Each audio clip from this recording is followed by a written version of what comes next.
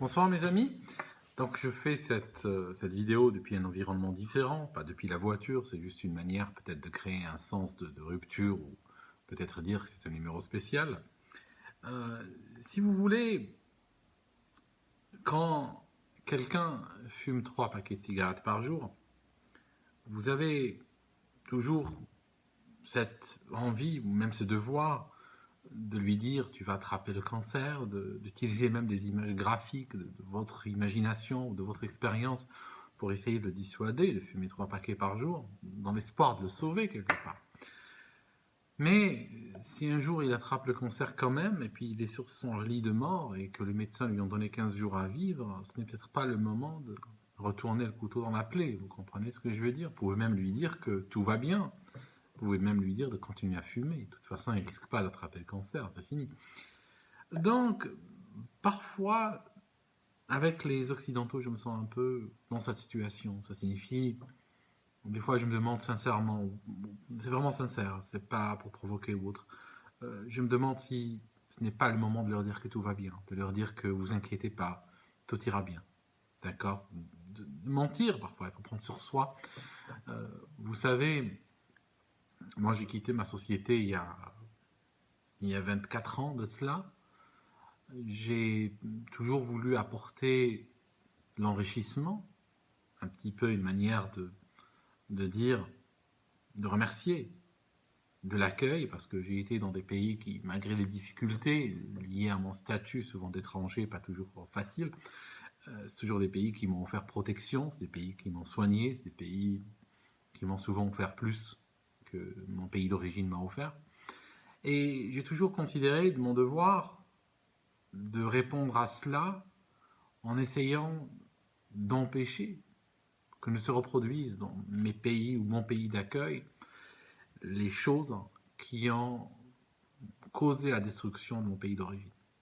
Je suis sûr que si un Français aujourd'hui partait vivre au Japon, je suis sûr qu'il dirait aux Japonais des choses très similaires à ce que je vous raconte moi. Alors, ce qui se passe, c'est que ces 2 dernières semaines, je me suis senti extrêmement fatigué de remuer tout ça. Vous comprenez, c'est, je sais pas. J'ai vu par exemple que un avion russe a été victime d'un attentat dans un pays extrêmement fataliste. Vous comprenez, 200 morts, 227 morts dans un pays comme l'Égypte, c'est rien du tout. Vous comprenez, bon, ben, ils sont morts, hein, point final. Tu veux faire quoi? Je veux dire, vous regardez l'Égypte, le nombre de morts qui ont dans des accidents de transport. Ils ont même eu une fois un navire qui a coulé. Ils ont appris ça quand les premiers rescapés sont arrivés à la nage. Hein. Vous voyez ce que je veux dire? C'est rien du tout. C'est pipi de chat pour la région. Et j'ai appris concomitamment que les agences de voyage russes, et même dans d'autres pays européens, commençaient à échanger les formules pour les touristes, à échanger les formules Égypte contre des formules équivalentes en Turquie. Pas. Et à ce moment-là, c'est vrai que je me suis dit, ces gens oublient, ils comprendront jamais, ils vont jamais percevoir ce que tu es en train de raconter. C'est vrai que je me suis dit laisse tomber quoi. Ça ne sert à rien, ça ne sert à rien. Je me suis dit, tant qu'ils ne se feront pas poursuivre par des terroristes en armes dans les tubes du métro de Paris, ils ne capteront pas le message. Ils le capteront le jour où ils auront le grand baroud, quoi. D'accord. Là, ils capteront, mais ce sera trop tard. Là c'est même pas question de capter, là, c'est même pas que tu comprends, là, tu vois, tu constates. Le constat est à la portée de n'importe qui, contrairement à l'anticipation, contrairement à la réflexion, contrairement à la comparaison, à l'extrapolation, qui sont des, des opérations intellectuelles plus compliquées. Mais à mon avis, toujours à portée de n'importe qui. Mais le constat, lui, t'as pas besoin de réfléchir beaucoup, tu comprends. Même si t'es pas porté sur ces choses-là, le constat, tu le fais. Mais le problème, c'est que quand il est là, c'est peut-être un peu trop tard pour revenir dans le passé et puis essayer de voir ce que tu peux faire. Là, c'est... Voilà, quoi. C'est... J'ai appris aujourd'hui que la France a donné, je crois, l'année dernière, 58 millions d'euros aux terroristes, n'est-ce pas? Ça, c'est la partie apparente de l'iceberg. Vous comprenez, c'est juste la partie apparente parce que si on regarde ce qui a été donné sous forme de compensation, sous forme de RSA, sous forme de... Il y a d'autres méthodes de donner de l'argent qui ne disent pas leur nom et qui sont en fait un soutien toujours au terrorisme. Vous savez, ce qui est embêtant, c'est que l'islamiste lambda, au pire, quand il atteint le sommet, on va dire, de sa gloire, il tue sa sœur, d'accord? Il ne peut pas faire mieux, hein, pas capable de faire mieux. Vous comprenez ce que je veux dire? On vient de sociétés, parce que nous avons été colonisés par les arabo-musulmans, n'est-ce pas? Pour ceux qui arrivent, pour ceux qui débarquent dans cette vidéo, moi je suis né en Algérie, et nous avons été colonisés par les arabo-musulmans qui étaient extrêmement peu nombreux par rapport à la population locale, on va dire de mon pays à l'origine, mais qui sont très agressifs. Ce sont des gens très agressifs, ça signifie leur façon de faire la guerre était complètement différente de ce que les peuples avaient vu. Les hommes se battaient généralement par... Ils se rencontraient quelque part, ils se font des face-à-face, et puis bon, ils guerroyaient, ils faisaient la guerre comme ça. Eux, ils arrivent et ils s'attaquent en priorité aux civils. Massacre. Ils arrivent dans les champs, ils coupent la tête de tout le monde. Ils arrivent dans les maisons, ils prennent les... Il y a des témoignages, ils prennent les bébés sur la pointe de leurs épées. Ils ont créé une guerre sale, qui est en fait l'ancêtre du terrorisme d'aujourd'hui, en réalité. Ils ont remarqué que, parce que, étant venus de leur désert de Hijaz, d'Arabie, sans foi nulle loi, sans humanité, sans rien en eux, il n'y a rien en eux, on va dire, qui peut les comparer au reste de l'humanité. Le reste de l'humanité, il y a des gens bien, des gens pas bien, des brutes, mais tous ces mots que vous connaissez, ne les utilisez pas pour ces gens. Ces gens, c'est vraiment quelque chose de très spécial. Et donc, avec leur violence, ils ont réussi à faire de nous un peu des gens comme eux.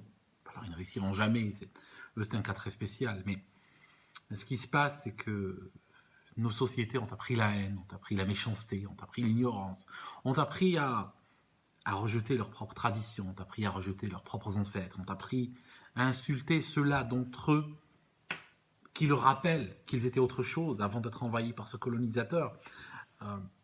Aujourd'hui, les Algériens, par exemple, rien que le fait de parler à peu près correctement français, tu peux te faire traiter de harki, tu peux te faire traiter de traître, tu peux te faire...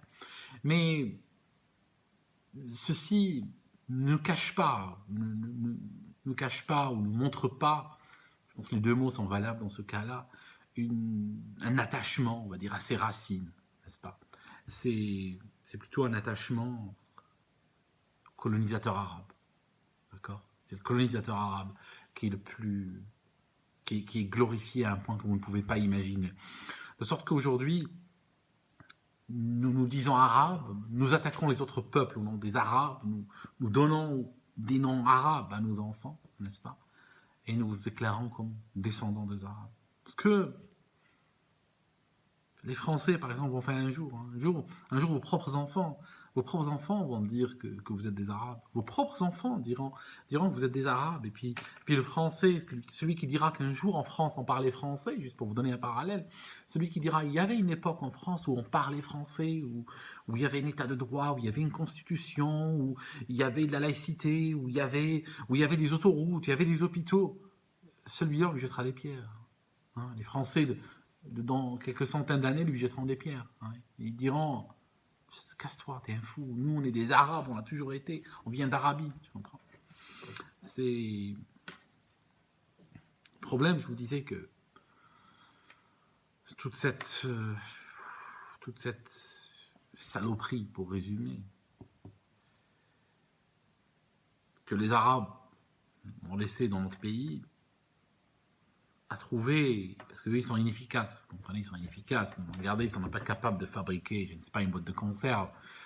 Ils aimeraient bien fabriquer 10 millions de terroristes par an, mais ils ne peuvent pas, parce qu'ils ne sont pas efficaces, c'est tout. Donc ils arrivent à en fabriquer quelques milliers, quelques centaines de milliers qui les supportent, d'autres qui ont de la complaisance pour eux, ou de la sympathie, ou qui les soutiennent sur Internet. Vous comprenez ce que je veux dire?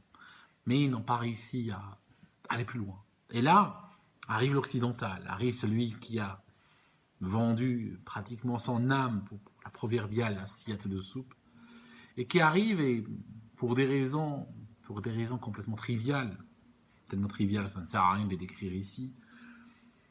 Celui-là, il arrive et il va les activer, il va leur donner de l'argent, il va leur donner des armes, il va leur donner les moyens de leur prétention de nuisance. Eux, ils veulent nuire, ils veulent être nuisibles, et lui, il va leur donner ce moyen-là.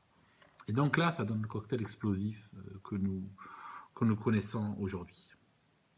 Voilà, donc voilà la situation dans laquelle nous sommes. Et franchement, je n'ai pas vraiment de solution. Je n'ai pas vraiment de solution. En tout cas, si tu m'écoutes et que tu es jeune et que tu as la capacité de partir d'Europe, sincèrement, si tu as des opportunités, on va dire à une dizaine d'heures de vol d'ici, un minimum, une dizaine d'heures de vol, je pense que ça serait quelque chose qui te permettrait de vivre jusqu'à la fin de ta vie. Juste profites-en, quoi. Juste profites-en. Mets les voiles parce que ça va être un sale temps par là. Hein. Il va venir vraiment un sale temps par là.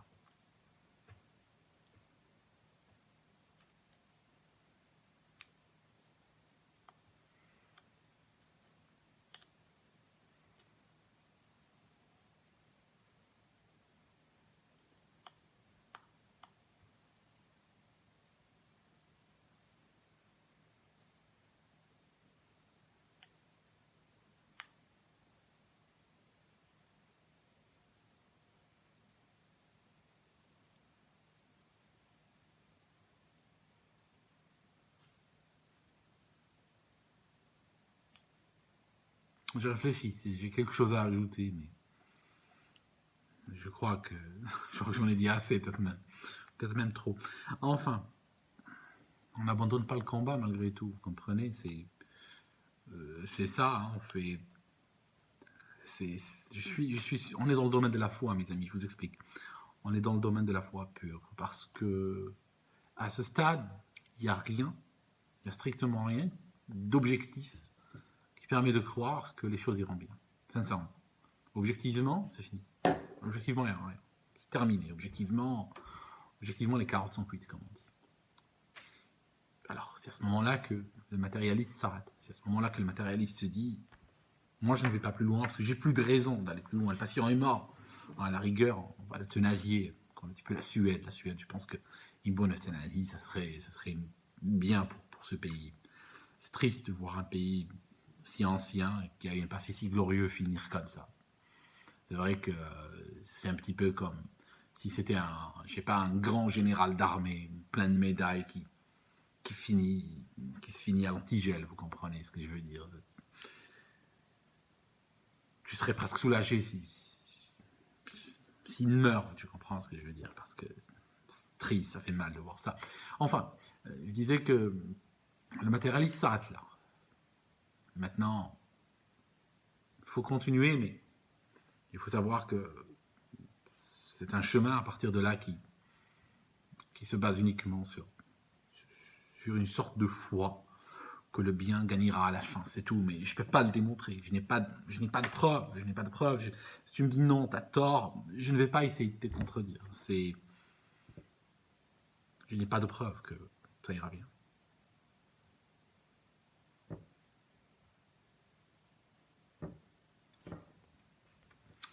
Je pense que je vais vous laisser ici et puis on se voit dans une autre vidéo.